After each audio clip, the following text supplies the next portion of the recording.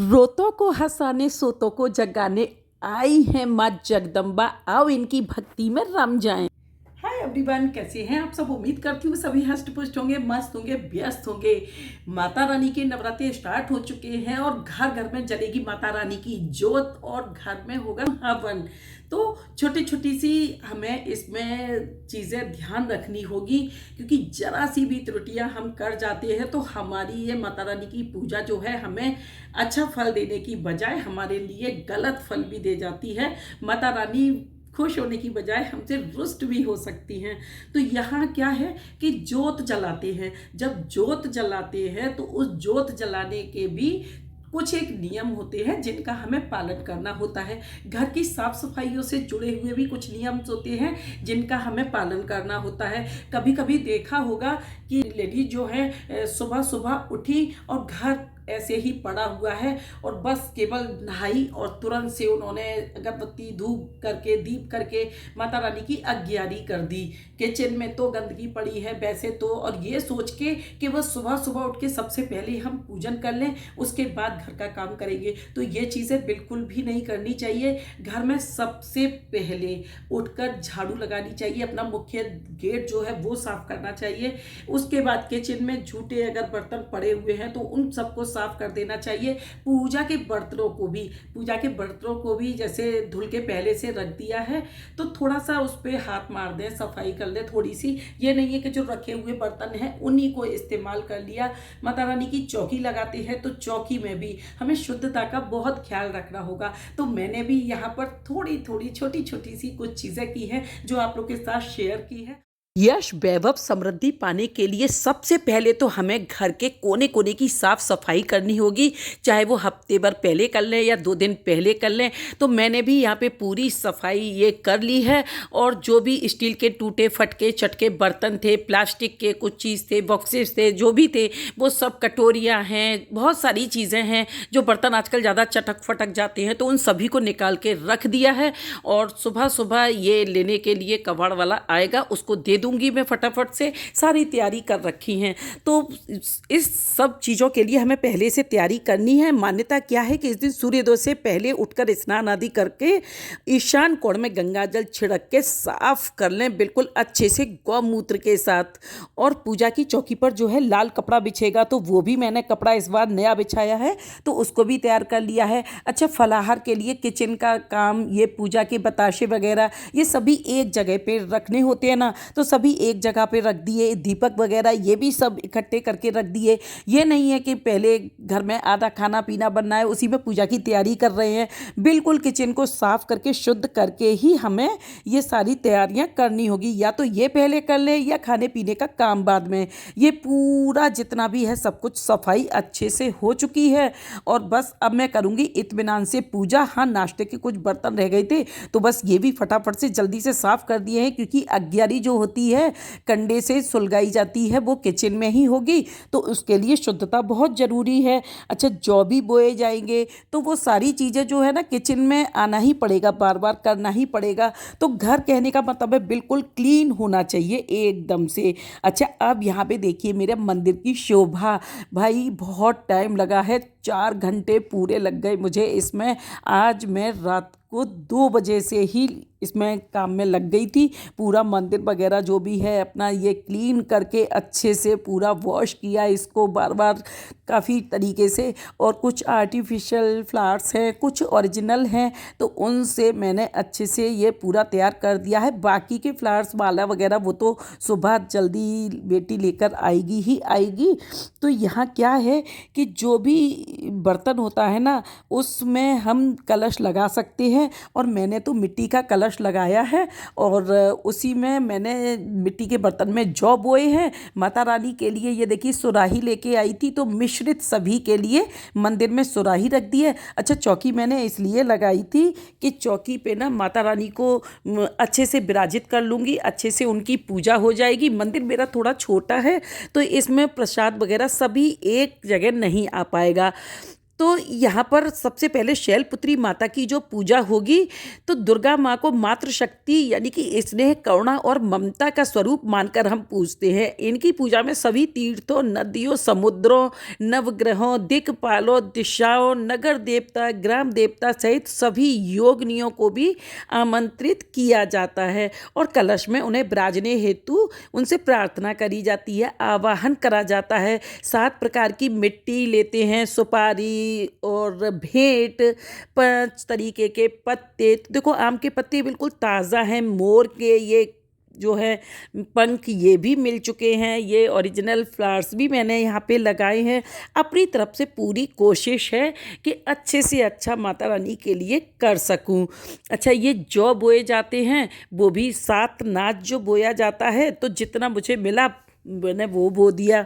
ज़रूरी नहीं है कि सब कुछ मिले, बस हमारी भावना भी होनी चाहिए। अच्छा, कलश लगाते वक्त ना कभी कभी नारियल उल्टा पुल्टा रख देते हैं, तो ऐसा बिल्कुल भी नहीं। देखे मेरे नारियल में दिख रहा होगा ना, जो आंखें जैसी दिखती हैं ना, जहाँ से हम नारियल का पानी फोड़ने से पहले निकालते हैं, उसी तरफ को ऐसा रखना चाहिए कि जब हम पूजा करें तो नारियल का मुख हमारी तरफ हो। तो इस तरीके से जो है हमारे सभी चीज़ें विधि विधान से करनी चाहिए। ये देखिए मैंने यहाँ पे ये सभी चीज़ें बोई हैं, इसमें ऊपर ऊपर कुछ एक ही दिख रही हैं अभी। और ये जो जौ उगेंगे, इनको दशमी को काटा जाता है। सुराई का भी देखिए पूजन करके रख दिया है। यहाँ पे बीच में जो है माता रानी की प्रतिमा लगाई जाती है और उसी में उनके दाईं ओर देवी लक्ष्मी आती हैं, गणेश भगवान आते हैं, विजया नामक योगिनी वगैरह जो भी हैं, सभी को, कार्तिकेय को, महासरस्वती को, सभी को स्थान दिया जाता है। भोलेनाथ की भी पूजा की जाती है। और ये मैंने देखिए अष्टकमल बनाया है, अखंड ज्योत को भी रखा है चावलों पे।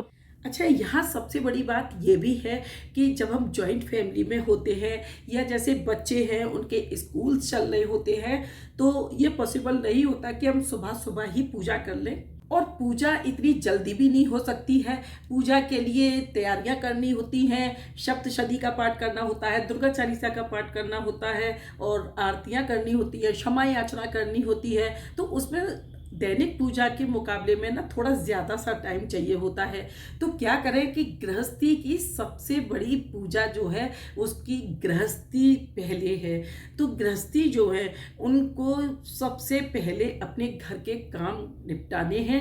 जैसे किसी के हस्बैंड जा रहे हैं ऑफिस और पत्नी देवी लगी हुई है पूजा करने के लिए, और पति बेचारे भूखे सारे दिन रहेंगे या बच्चे स्कूल भूखे प्यासे रहेंगे, तो ये हमारी पूजा निष्फल हो जाएगी, बल्कि हमें इसका पाप लगेगा। क्योंकि गृहस्थी सबसे बड़ी पूजा है। तो सबसे पहले हमें अपनी गृहस्थी का काम करना है, उसके बाद हमें सब काम से निवृत्त होकर बड़ी तसल्ली से, आसानी से, आराम के साथ अपनी माता रानी की पूजा करनी है। ये मेरे गुरु जी का कहना है। क्योंकि जब अपनों को दुखी परेशान करके हम कोई पूजा पाठ करते हैं तो उस पूजा पाठ का भी हमें बिल्कुल भी फल नहीं मिलता है। तो जैसे वर्किंग है तब भी अपने अपने हिसाब से इतनी अकल सभी को होती है कि किस तरीके से हमें पूजा के लिए भी टाइम निकालना है और हमारी जो रियल पूजा है वो भी अधूरी ना रह जाए, यानी कि हमारे अपने भी हमसे परेशान ना हों। अच्छा, सुबह सुबह जल्दी से ब्रेकफास्ट बना के बेटी को स्कूल भेज दिया। उसके बाद मैंने अपनी इत्मीनान से पूजा कर ली और उसके बाद फिर मैंने जल्दी से फटाफट से ये पनीर की सब्ज़ी बना दी। भाई लहसुन प्याज की तो बनेगी नहीं, तो ये सिंपल जीरे वाली सब्ज़ी बनाई है, पूरी ताकत लगा के अच्छी सी। अच्छा, खाना बना के एक तरफ रख दिया है। अब मैं अपना करूँगी पाठ।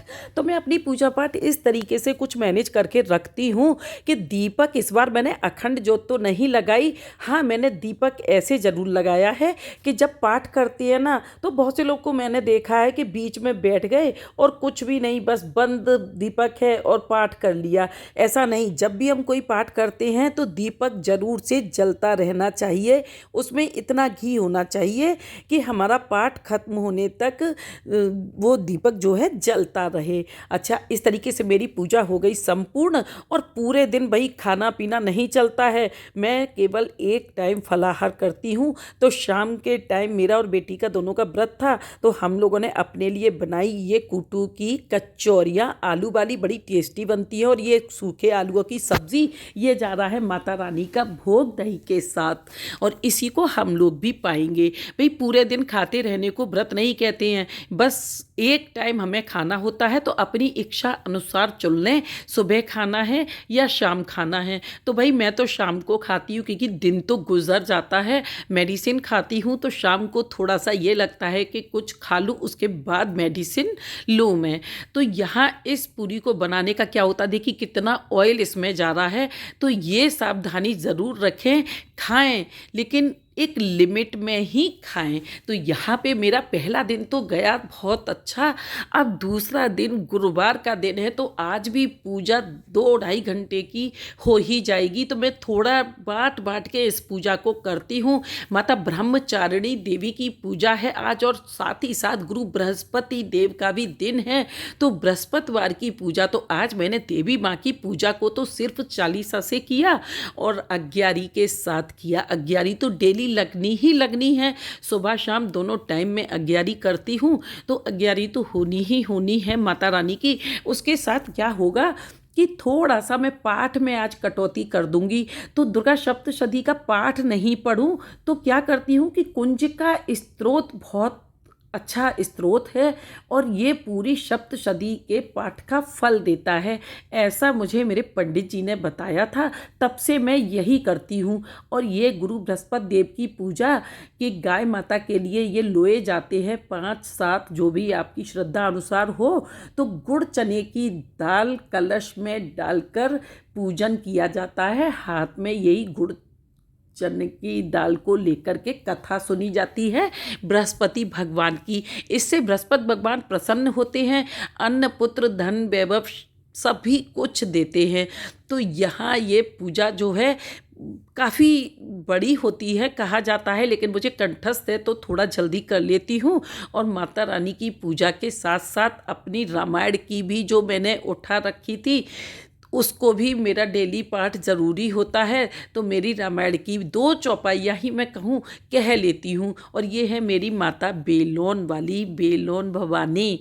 तो इनके साथ ना देखिए, अब गाय माता को देने आ गई हूँ मैं। तिलक कर दिया तो गाय माता तिलक नहीं करा रही भाई, है ना, और खा लिया बस अच्छे से। तो चलिए कोई बात नहीं है, ये गाय माता बहुत सीधी हैं, बहुत अच्छी हैं। इन्हीं का दूध हम पीते हैं पर डे, और बस जब कोई पूजा वगैरह करना हो तो इन्हीं का कर देते हैं अच्छे से। देखिए एक बहुत पते की बात बता रही हूँ मैं, बाद में बताऊंगी नेक्स्ट वीडियो में, गाय माता से जुड़ी हुई कि अगर आपका भाग्य रूठा हो तो क्या करें।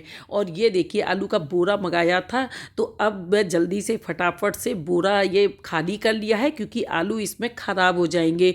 मेरा दिन कहाँ स्टार्ट होता है कहाँ ख़त्म हो जाता है पता ही नहीं चलता, कि कब रात के 12 बज गए, 1 बज गए, 2 बज गए, क्योंकि घर बाहर का सभी मुझे अकेले खुद ही हैंडल करना होता है। लेकिन सबको मैनेज कर लेती हूँ, लिख के रख लेती हूँ, सबकी सूची बना के रख लेती हूँ, और उसी हिसाब से मैं चलती हूँ। तो आज मैंने दिखाई है आपको पहले और दूसरे दिन की पूजा, और किस तरीके से की है मैंने अपनी पूजा।